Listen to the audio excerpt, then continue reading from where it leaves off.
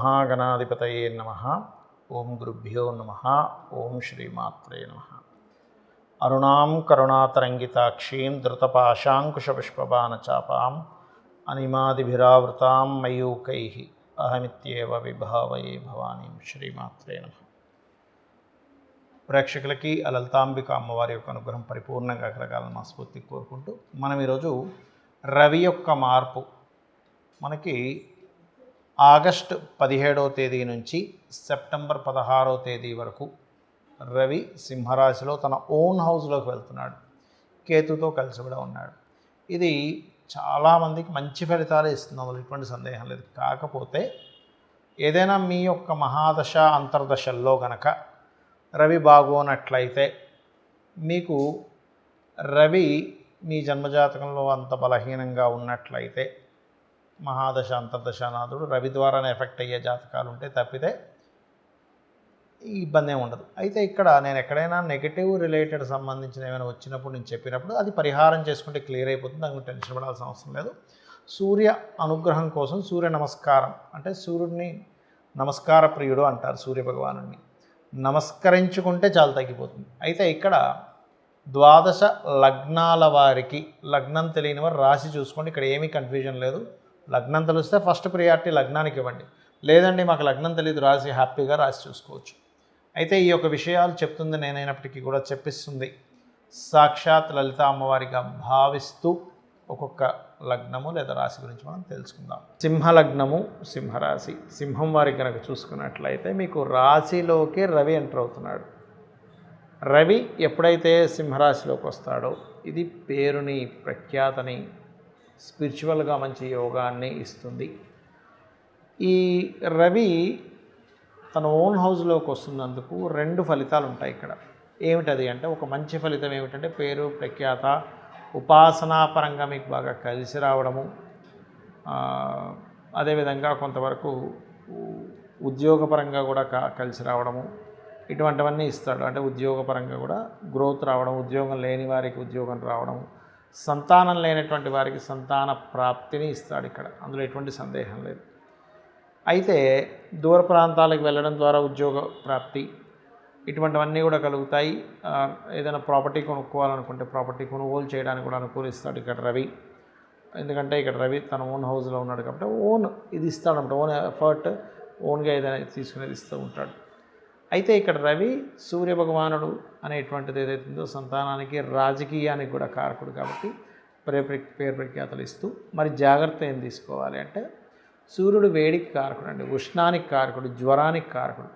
ఒకవేళ మీ పర్సనల్ చార్ట్లో ఏదైనా అనారోగ్య సమస్యలు ఉన్నట్లయితే ఈ సమయంలో ఏం చేస్తుందంటే ఇది కొంచెం జ్వరం రావడానికి, వేడి అవ్వడానికి ఇది చూపిస్తూ ఉంటుంది దీని ఫలితం. కాబట్టి ఈ యొక్క విషయంలో ఈ జాగ్రత్త ఖచ్చితంగా తీసుకోవాలి, గుర్తుపెట్టుకోండి. అలాగే మరొక విషయం ఏంటంటే ఇక్కడ మీకు పంచమ స్థానాధిపతి గురువు అవుతాడు. గురువు లాభంలో ఉన్నాడు ఎలాగో, సో అది ఒక మంచి సైనే చెప్పాలండి. ఎందుకంటే రవి నుంచి గురువు 11లో ఉండడం, రవి నుంచి 2వ స్థానంలో కూర్చుని ఉండడం, ఇది ఏమిటి అంటే పర్టికులర్గా ఇది మంచి ఫలితమే ఇస్తుంది, అందులో ఎటువంటి సందేహం లేదు. కాకపోతే ఇక్కడ మీరు అర్థం చేసుకోవాల్సింది కుటుంబ స్థానంలో కుజుడున్నాడు కాబట్టి కొంత భూ సంబంధంగా వివాదాలు, లేకపోతే కుటుంబ సభ్యులతో, ఎందుకంటే భూతత్వ రాశి మీకు 2nd హౌస్ అయింది, భూమి మూలంగా ధనం రావడం, మీడియేటింగ్ చేయడం ద్వారా ధనం రావడం, దాని ద్వారానే కొంతవరకు ఘర్షణ ఏర్పడుతుంటుంది. కాబట్టి మీరు ఎక్కువగా దత్తాత్రేయుని ఆరాధించండి, గణపతిని ఆరాధించండి, ధ్యానంలో గణపతిని, సూర్యుడిని ఆరాధించండి, అన్ని విధాలా మీకు బాగుంటుంది. సూర్య ఉపాసన ఒక్కొక్క మాసంలో లేదా ఒక్కొక్క సమయంలో గ్రహం మనకు బలంగా ఉన్నప్పుడు ఆ ఉపాసన అంటే మీ లగ్నం నుంచి ఎవరైతే ఆ పంచమాధిపతి అవుతారో ఆ సమయంలో చేసే ఉపాసన అద్భుతమైనటువంటి ఫలితాలు ఇస్తుంది, గుర్తుపెట్టుకోండి. అందులో ప్రధానంగా మనకి శాస్త్రాల్లోని, వేదంలోని చెప్పినటువంటి అంశం ఏమిటి అంటే ఆరోగ్యం భాస్కరాదిత్య. మనకేం కావాలండి? అనారోగ్యం లేకుండా ఆరోగ్యంగా ఉంటే చాలు. ఆరోగ్యమే భాగ్యం అంటూ ఉంటారు. దీని గురించి మనకి సూర్యుడి గురించి మన రామాయణంలోని, మహాభారతాల్లోని చూడండి. మహాభారతంలో కూడా సూర్యుడు కనుక ఆ కుంతీదేవి ప్రత్యక్షం చేసుకుంటుందో మంత్రం చదివి వచ్చి వెంటనే సంతానం ఇస్తారు. అంటే అర్థం ఏమిటి? సూర్య ఆరాధన చేసిన వారికి సంతానం ఖచ్చితంగా ఉంటుంది. సూర్య ఆరాధన చేసిన వాళ్ళకి పేరు ప్రఖ్యాతులు వస్తాయి. ప్రమోషన్స్ రావట్లేదు, సూర్య ఆరాధన చేయండి. అదేవిధంగా నేమ్ అండ్ ఫేమ్ రావట్లేదు, సూర్య ఆరాధన చేయండి. అంటే చాలామందికి సందేహం, ఆరాధన అంటే ఏం చేయాలి? ఎందుకంటే చాలామందికి ఈ తెలుగు టర్మినాలజీ తెలియకపోవడం వల్ల కూడా ఆరాధన అంటే ఏం చేయాలండి అని అడుగుతుంటారు. ఆరాధించడం అంటే ఏమిటి? మనం చిన్నపిల్లల్ని ముద్దు చేస్తాం, లేకపోతే ఒక గురువు గారి మీద ఇంట్రెస్ట్ ఉన్నప్పుడు ఆ గురువుని చాలా జాగ్రత్తగా మనం మా గురువుగారు అండి అనే ఫీలింగ్లోకి వెళ్తూ ఉంటాం. అలాగే మనకు బాగా ఇష్టమైన వ్యక్తిని ప్రేమగా చూసుకుంటాం. ఇక్కడ ప్రేమ ప్లేస్లో భక్తి అనేటువంటిది ఉంటుంది. అంటే స్వామి నీ వలనే కదా ఈ సమస్త లోకాలు వెలుగుతున్నాయి. అంటే మనం సైన్స్లోకి వెళ్తే ఇంకా సూర్యుడి కంటే చాలా పెద్ద పెద్ద ఉన్నాయి, ఇవన్నీ వింటాం. బట్ మనకున్నటువంటి పరిధిలో ఈ నవగ్రహాలు, ఈ భూమి, వీటికి ఇచ్చేటువంటి సూర్యభగవానుడే కదా. కాబట్టి ఆ రకంగా సూర్య ఆరాధన చేసేటప్పుడు అందులో ముఖ్యంగా ఈ 17 ఆగస్టు నుంచి 16 సెప్టెంబర్ వరకు నెల రోజుల పాటు సూర్యభగవానుడు తన ఓన్ హౌస్లో ఉంటాడు. ఎవరైనా అనారోగ్యంతో బాధపడుతున్నటువంటి వారు సూర్య ఆరాధన కనుక చేసినట్లయితే ఖచ్చితంగా 100% వాళ్ళకి మార్పు వచ్చి తీరుతుంది. ఆరోగ్య సంబంధించిన అనారోగ్య విషయాల్లో ఇబ్బంది పడుతున్నటువంటి వారికి. అలాగే మరొక విషయం ఏంటంటే, మరి ఈ ఆరాధన చేసేటప్పుడు ఎటువంటి జాగ్రత్తలు తీసుకోవాలి? ఒక్కొక్క దానికి ఒక్కొక్క జాగ్రత్త ఉంటుందండి. మనం పనిచేసే దానికి కూడా చూడండి, ఇప్పుడు ఫోన్ ఉంది, వాటర్లో పడకూడదు. వాటర్ ప్రూఫ్ అయితే పర్లేదు, పడితే ఏమవుతుంది? పాడైపోతుంది. అలాగే మనం ఒక డైట్ చేస్తున్నాం, ఉదాహరణకి చూడండి, కీటో డైట్ అంటూ ఉంటారు. షుగర్ రివర్సల్ కోసం కీటో డైట్ చేస్తుంటాం. అప్పుడు ఏం చెప్తారు? ఏమంటే మీరు కార్బ్స్ అస్సలు తీసుకోకండి, ఈ 90 days 3 months చేస్తేనే మీకు డైట్ లోపల మెటబాలిజం మారుతుంది కాబట్టి. అంటే ఏమిటి? ప్రతి దానికి కొన్ని నియమాలు ఉన్నాయి. అయ్యప్ప స్వామి దీక్ష తీసుకుంటాం, మాల ధరించారంటే నియమాలు పాటించాలని. అలాగే సూర్యభగవానుడు అనుగ్రహం కావాలంటే లైఫ్ మొత్తము కూడా మీరు అర్థం చేసుకోవాల్సింది, ఆదివారం నాడు నాన్ వెజిటేరియన్ ముట్టుకోకూడదు. మనకి శాస్త్రాల్లో ఉంది. స్త్రీ తైల మధుమాంసాన్ని త్వజతే అంటే స్త్రీని కలవకుండా ఉండడము. అంటే ఆ రోజు ఆదివారం నాడు కలవకూడదు, సొంత భార్య అయినా కూడా. అలాగే తైలము అంటే తలకి నూనె పెట్టుకోకూడదు. మధువు మాంసము ఆదివారం నాడు స్వీకరించకూడదు అని చెప్తుంది శాస్త్రం.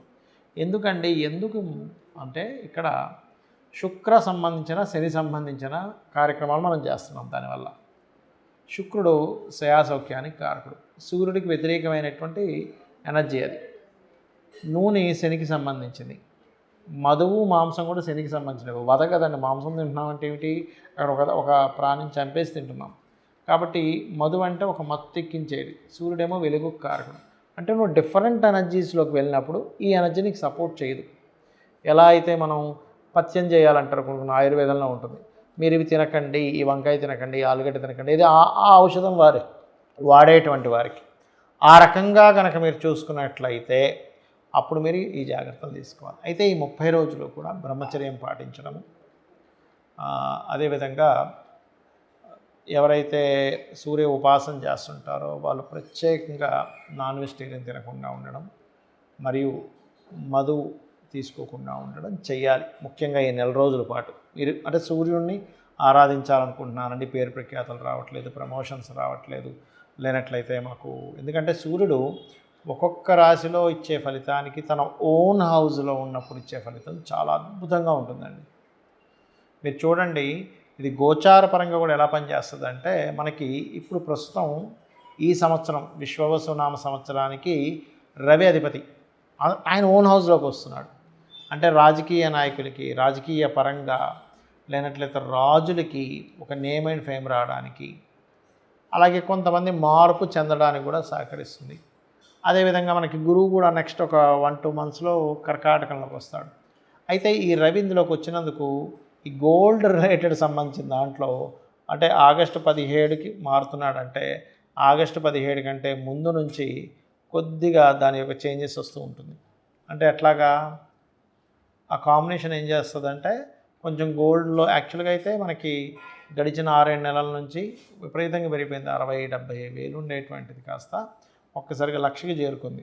అక్కడ ఫ్లక్చువేట్ అవుతుంది. కానీ ఎప్పుడైతే కొంచెం August 1st week 2nd week నుంచి పెరగడం స్టార్ట్ అవుతుంది స్లోగా. అదొక 1 మంత్ 45 డేస్ ఉంటుంది దాని పీరియడ్. అంటే రవి కనుక పూర్తిగా సింహరాశిలోకి వెళ్ళినప్పుడు మళ్ళీ కొంచెం అప్ అవుతుంది. మళ్ళీ రవి కనుక కన్యారాశిలోకి వెళ్ళిపోయాడు మళ్ళీ అక్కడ ఆగిపోద్ది. కాబట్టి ఒక రకంగా చూస్తే కనుక సంవత్సరంన్నర పాటు ఒక దగ్గర ఆగి ఉంటుందండి. గోల్డ్ గుర్తుపెట్టుకుని ఒక ఆగి ఉంటుంది. కానీ ఈ రవి సింహరాశిలోకి ఎంటర్ అయినప్పుడు కొద్దిగా దాని ఇది పెరుగుతుంది. అదేవిధంగా కర్కాటకంలో గురువు వస్తున్నాడు. సిల్వర్ రేట్ బ్రహ్మాండంగా పెరుగుతుంది అక్టోబర్ నవంబర్ మాసాల్లో. కుజుడు తన భూతత్వ గ్రహమైనటువంటి కుజుడు భూతత్వ రాశిలోకి ఎంటర్ అయ్యాడు. కాబట్టి ఇక్కడ ల్యాండ్ రేట్స్ పెరుగుతాయి. అపార్ట్మెంట్స్ ఇవి కాదు, ల్యాండ్ రేట్స్ బాగా పెరుగుతాయి. సైన్యం, ఎందుకంటే సైన్యాధిపతి ఈ సంవత్సరం బుధుడయ్యాడు. కాబట్టి సైన్యం కొంచెం తిప్పికొట్టడము, సైన్యం యొక్క అంటే మన భారతదేశానికి ప్రత్యేకంగా అనేకమైనటువంటి దేశాల నుంచి ఆర్డర్స్ రావడము, వెపన్స్ అమ్ముడుపోవడము, ఒక 20 దేశాలు దాదాపుగా మీకు పెరుగుతుంది. 20 దేశాల నుంచి మనకు ఆర్డర్స్ వచ్చాయి. అంటే ఏమిటి, మనం కనుక సప్లై చేస్తే మనకు వాళ్ళంత సంపద పెరుగుతుంది. కాబట్టి ఆ కీర్తి సంపద దేశవ్యాప్తంగా కూడా వస్తుంది. ఈ గ్రహాల మార్పు వల్ల మీరు గనక ఈ సూర్యోపాసన కనుక చేసుకోగలిగితే ఖచ్చితంగా మీకు కూడా సూర్య అనుగ్రహం, అమ్మవారి అనుగ్రహం కలుగుతుంది. కలగాలని మనస్ఫూర్తి కోరుకుంటున్నా. శ్రీమాత్రే నమః.